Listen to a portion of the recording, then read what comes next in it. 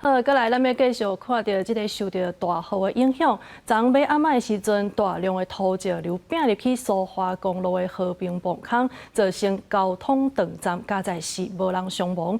公路总警即摆已经出动大型的机区去到现场来清理，伫昨暝11点已经开放通车。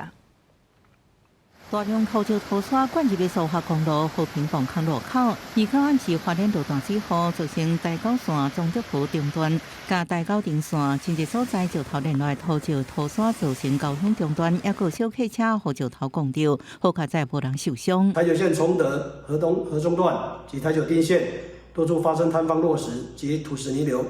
东区养护工程分局为保障民众用路安全。 自今日20时起，只出不进。今20时许，在台九线158.7公里南下车道，一辆自小客车遭落石击中，所幸无人受伤。公路总局清修管制交通站8点开始，河中甲中德路段只出不进，所以大量车踏在和平火车头前。目前塞车在和平火车站前，大排长龙。经过专业清修，伫昨暗时11点已经恢复开放通行。记者综合报道。